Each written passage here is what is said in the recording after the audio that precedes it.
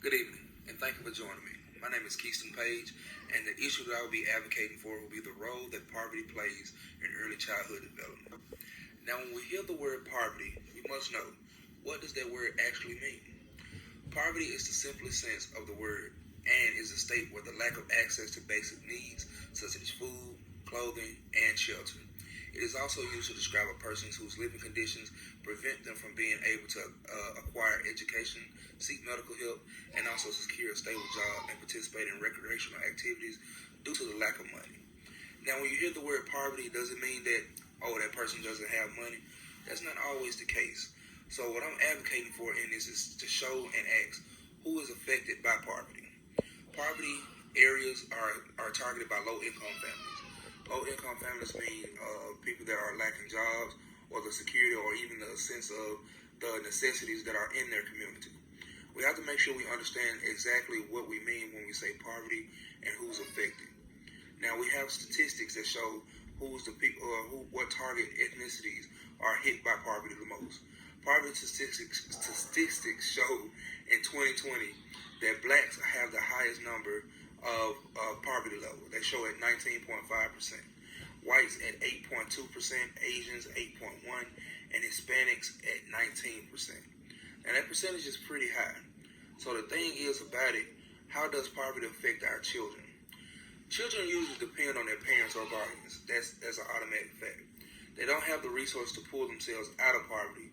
That makes them more likely to experience the problem common in poverty, including the illnesses due to unsafe water conditions and poor sanitation, lack of access to education as well, which leads to depression and future productivity. People that live in those poverty different areas tend to lack the educational resources. They also tend to lack the motivation as well. So it's up to us as community leaders and also teachers to find scenarios and also solutions to help strengthen that community or the citizens in that area.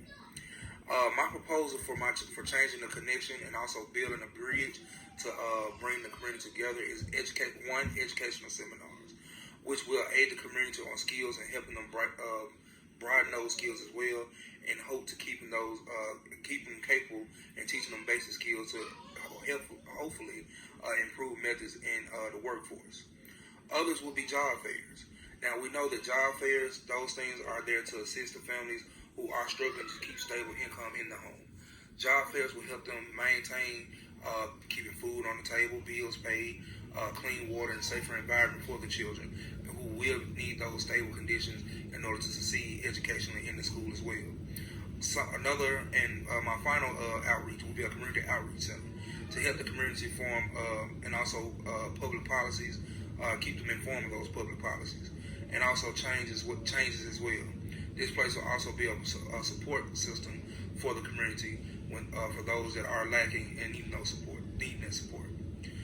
Research strategies that I have come up with or that I've researched will be a child sponsorship. Those are developed programs with child sponsorship enable communities to make important progress. Something like Big Brother and Big Sister program, Boys and Girls Clubs. These programs are designated and are well equipped now to help aid the community in those impoverished areas to bridge the gap, the learning gap. They do Big Brother, Big Sister programs in order to do tutoring, mentoring programs. Those things will build that bridge and also mold that gap that we're missing in the community and also that outreach. In my conclusion, being in impoverished areas is not always a bad thing. Sometimes that is the last resort for some families. That's all they can afford. But it's not the last end and resort. You can always build yourself up and get out of those impoverished areas. It's up to us as a community and as leaders, teachers and leaders in the community to help those children and those families get out of those areas.